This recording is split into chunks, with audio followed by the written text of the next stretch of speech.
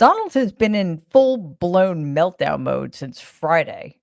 And it wasn't just one bad day. This is sustained, unhinged unraveling, during which he has spanned the Supreme Court, the stock market, tariffs, Beyonce, of all people, and Walmart. So, if you're using Donald's pathetic little social media platform as a gauge for his mental health, I'm pretty sure somebody needs to do a wellness check. At 2 o'clock this morning, Donald posted another attack on Bruce Springsteen and Beyonce. According to him, they're part of some vast conspiracy voter suppression plot.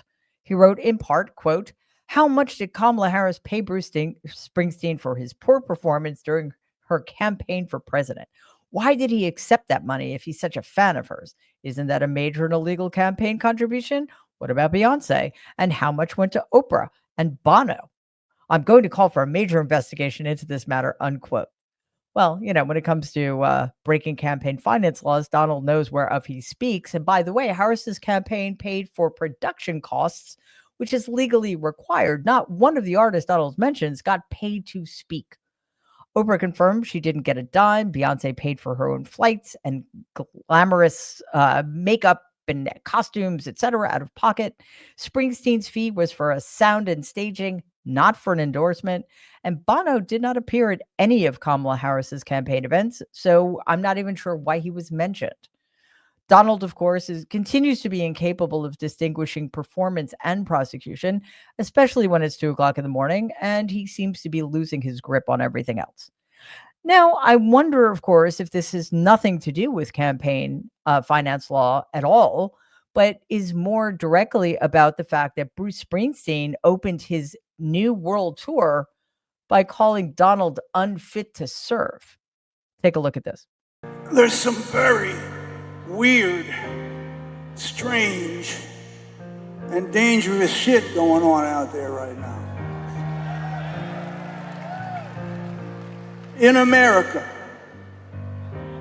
they are persecuting people for using their right to free speech and voicing their dissent. This is happening now.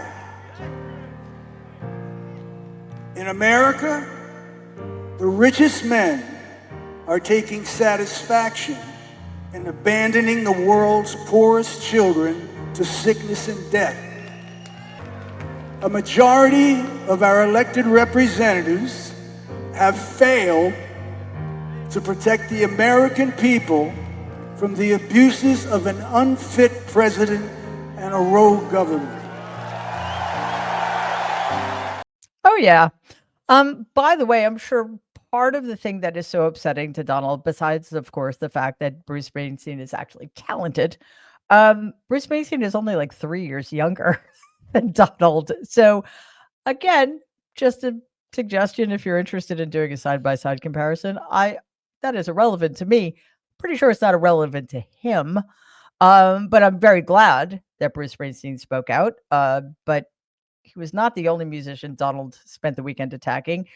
He even tossed out a shot at Taylor Swift, basically implying that since Donald said he hated her, which was, of course, a very presidential thing to do a few months ago, in his opinion, nobody thinks that Taylor Swift is hot anymore.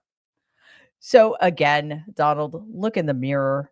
But as to the people Donald is attacking, he's attacking them because they have his number. They know what's going on in this country, and they know that a large part of the dysfunction can be laid at the feet of Donald Trump and his fascist Republican enablers, and he cannot handle the pushback. So, of course, what is he going to do? He's going to threaten them. But Bruce Springsteen got it right. And artists like him who are in positions of great power and privilege need to follow his lead. Of course, Donald never misses an opportunity to reduce a successful woman like Taylor Swift to her looks. And again, as soon as he no longer finds such women of use to him, he engages in his own ad hominem attacks. And this brings us to the real issue here. This was not just a celebrity tantrum. It was a distraction, a desperate one, from the very real possibility that Donald is cracking under all of the pressure coming down on him. Before we go on, though, I just want to remind you that Mary Trump Media is not corporate media. We don't bend the knee. We're not for sale, and we never will be. We expose the lies that the Trump regime tells every day and wants us to help them keep buried, which we will never do. Independent media survives because of you. So please like and share our videos and subscribe to the channel if you are with us. While Donald looks to be completely losing his mind over Beyonce, his spin out has more to do with a bomb that Walmart just dropped. On Thursday, their CEO confirmed that, yes, indeed, as many of us have been saying all along, Donald's tariffs are what is forcing the company to raise prices on its goods. Take a look. We will do our best to keep our prices as low as possible. But given the magnitude of the tariffs, even at the reduced levels announced this week, we aren't able to absorb all the pressure given the reality of narrow retail margins. We're positioned to manage the cost pressure from tariffs as well or better than anyone. But even at the reduced levels, the higher tariffs will result in higher prices. There you go. The truth. Walmart is the top-ranked grocery chain in America. It leads grocery store consideration by American adults by a wide margin of 63% across age, race, income, pretty much every demographic you can think of. Price hikes there hit nearly every household in America. As you can imagine, this brief bout of honesty from the CEO of Walmart sent Donald into a tailspin. And he posted this on Saturday, May 17th at 10:27 in the morning. Quote, Walmart should stop trying to blame tariffs as the reason for raising prices throughout the chain. Walmart made billions of dollars last year, far more than expected. Between Walmart and China, they should, as it said, eat the tariffs and not charge valued customers anything. I'll be watching, and so will your customers. Well, that is not how tariffs or arithmetic actually work. But Donald's tantrum won't stop price hikes. So he said Treasury Secretary Scott Bessent out to fix things. Here Bessent is on Sunday morning State of the Union with Jake Tapper. President Trump went on Truth Social and says Walmart should eat the tariffs. In other words, not pass on the prices to consumers.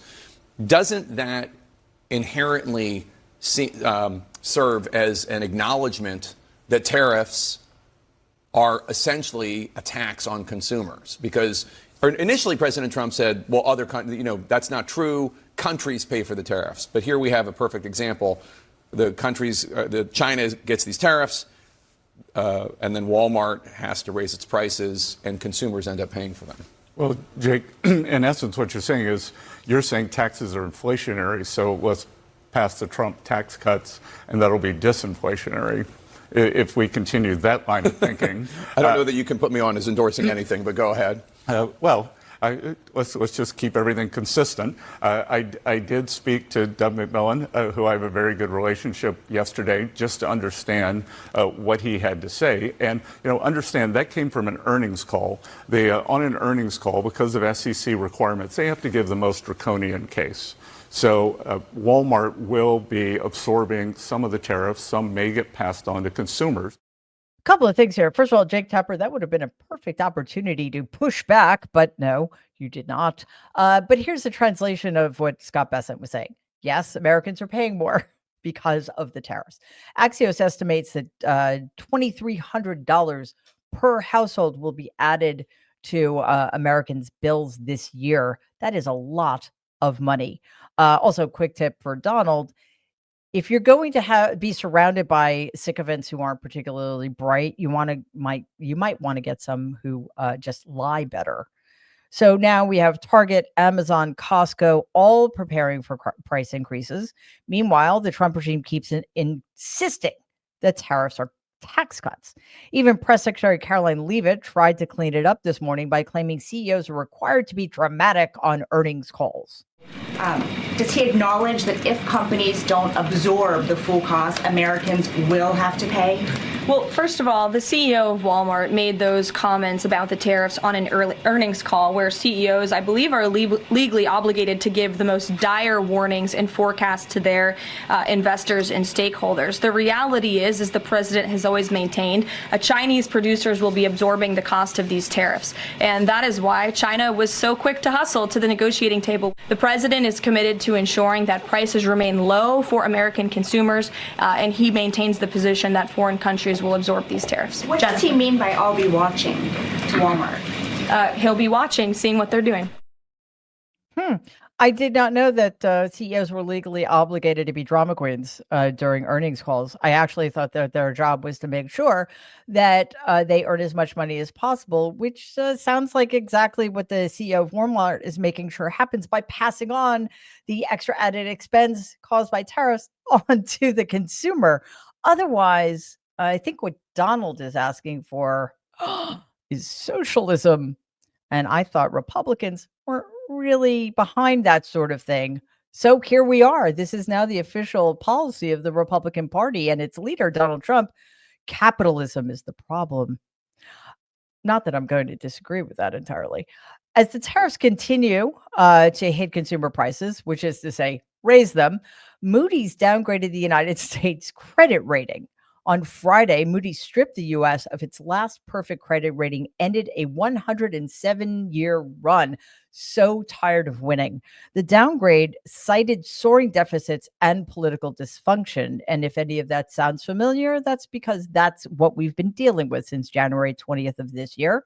Donald's response, of course, is to fail to be a leader because he is inherently incapable of being one, and he blamed everybody else. This is something he posted, a quote, "Too late, Powell will probably blow it again." Yes, Jerome Powell did not tank our credit.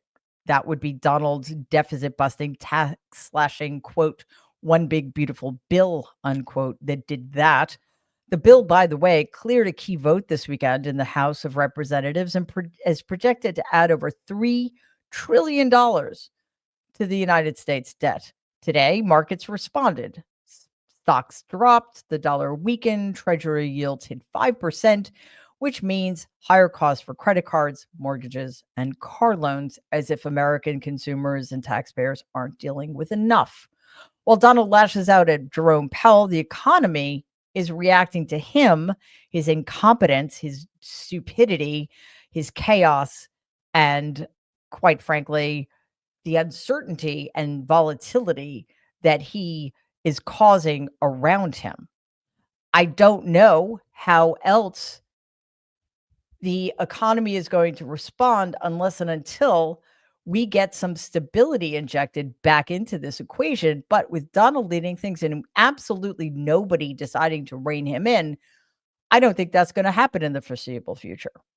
As you can imagine, while the American public is suffering due to Donald's ridiculous and inept and harmful policies, it is not really a great look for him to be accepting a $400 million jet for his personal use.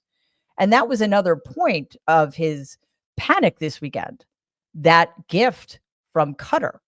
After multiple outlets, including ABC, reported that the Qatari government appears to be giving Donald a personal aircraft, which is what anybody paying attention understood it to be from the very beginning, he lashed out yet again on his failing social media platform, this time threatening ABC News and Disney CEO Bob Iger by name. Quote, "Everyone, including their lawyers, has been told that ABC must not say that Qatar is giving me a free Boeing 747 airplane because they are not," unquote. Let's be clear here. Donald says the plane isn't for him, it's for the United States Air Force. But there is literally no record of the military requesting it, no confirmation from the Pentagon, and no reason that the Air Force needs a custom 747 with marble bathrooms and gold fixtures. Donald's lawyers want ABC to stop calling the plane free because that makes it a gift, potentially illegal under the Foreign Emoluments Clause in the Foreign Gifts and Decorations Act. But if the plane weren't for him, why is he threatening lawsuits? Also, first of all, Congress can put a stop to this at any point that it wants to, because under said Emoluments Clause, it is Congress that has the legitimate authority to sanction or not such gifts, to limit the amount of a gift any president or elected official of any kind can receive.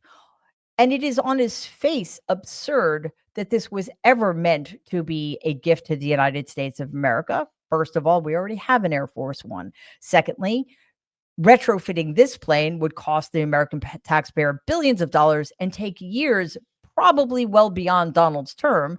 And third, it was an understanding in the arrangement that after Donald's term, the plane would revert to his so-called Presidential Library Foundation, so it would not continue to belong to the United States government anyway. So obviously, it's a bribe, and the pretense that it was a gift to the United States of America was exactly that, a pretense.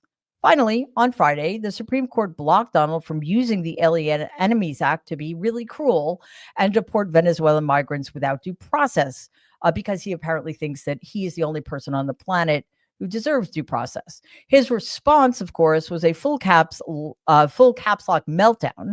He accused the justices of letting murderers, gang members, and even the mentally insane stay in the country. And he claimed that the court had robbed him of his right to do what he was elected to do. But here's the truth. He was not elected to violate the Constitution of the United States of America.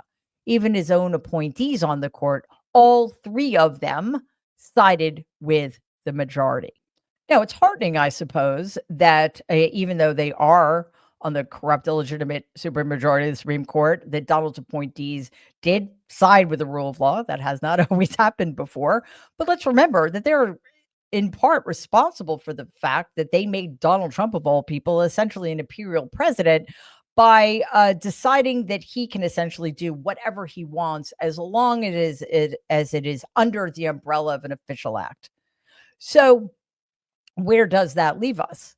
Well, right now, that leaves us in a position in which the right to due process still exists, at least in theory.